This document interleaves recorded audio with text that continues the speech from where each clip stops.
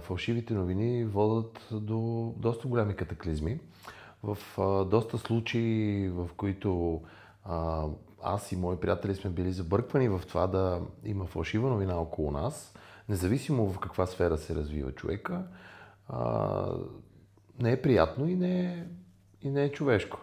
Единственият начин да се справиш с такава новина е когато не обръщаш внимание, не слушаш, не следиш по никакъв начин какъв е отзвука от нея и не те интересува по никакъв начин, не я допускаш да ти повлияе и стоиш далече от фалшивите новини. В това забързано време е пълно с изключително много технологии, които се развиват с секунди, а не с дни дори. Нямаме избор, освен да попаднем в кръговрата на киберобщуването и на киберсвета. За мен това е изключително вредно за обществото и води до заленяване. Големи проблеми в комуникацията и в способността на човек да се развива като индивид. За мен съвременните технологии са полезни, да, те са необходимо зло, дето се вика, но в целият този ентусиазъм да обръщаме внимание на новите технологии, губим смисъл от живота и, т.е. истинския контакт. Ако мога да кажа нещо на младите, да стоят малко по-далече от компютрите, от телевизията, въобще и от всички технологии, които ни заобикалят. Младите хора, за да си сложат филтър и да се чувстват истински щастливи, трябва да имат способността да разберат колко е важно това. А то е наистина много важно. Всеки има право да го прави по начина, по който за него е добре, но примерно един много голям филтър е човек да се образова.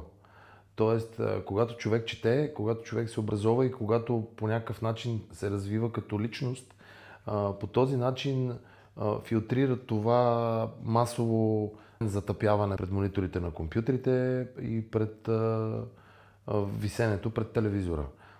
Смятам, че книгата и желанието на човек да се развива му дава много повече свобода, отколкото това да стои и да чака информацията да се налива в главата му чрез телевизия или чрез компютър.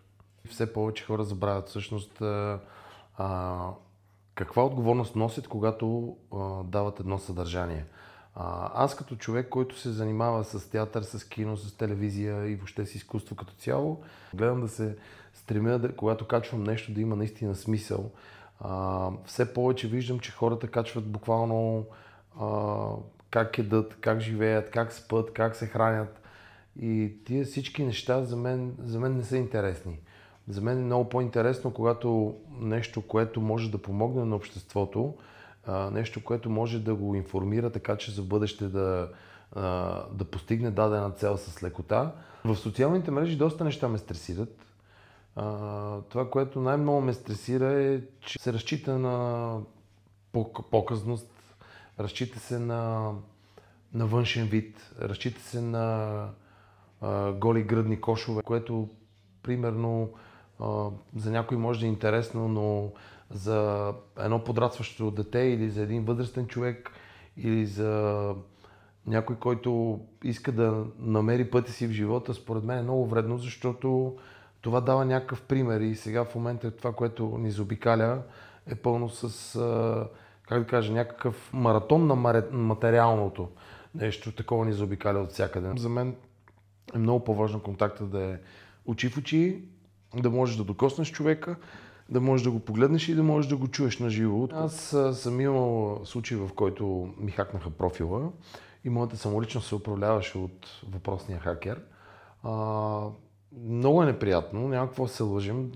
Колкото и да не ползваш, в моя случай аз не ползвам много социални мрежи, но все пак този профил ми е примерно от 15 години. В него имам хора, с които общувам, хора, които вече не са в България, които не мога да намеря по никакъв начин, освен чрез този профил. И точно там идва полезността на социалните мрежи. Когато един човек не можеш да го откриеш там много лесно и съответно, когато дойде момента, в който разбереш, че си хакнат, никак не е приятно и наистина това само мисълта, че някой друг пише вместо теб, само по себе си води до абсолютна погнуса. Специално пък на хакера, аз исках да се запозная с майка му, да поговоря с нея, да пообщувам и с леля му, и с всички исках да се запозная, негови близки, които аз много уважавам. Никак не е приятно човек да се чувства излъган. Дали в социалните мрежи или в реалния живот няма никакво значение. Когато ние правим нещо в театъра, ние го правим с цел всеки човек да го разбере сам за себе си по свой начин. Ние не се стремим да показваме, да сочим с пръст кой е лошия, кой е кривия, кой е правия. Общо взето гледаме хората сами да достигнат до посланието, което искаме да предадем. Младите хора трябва да си имат едно на ум. Не само в социалните мрежи и в живота. Не всичко, което хвърчи, се ядее.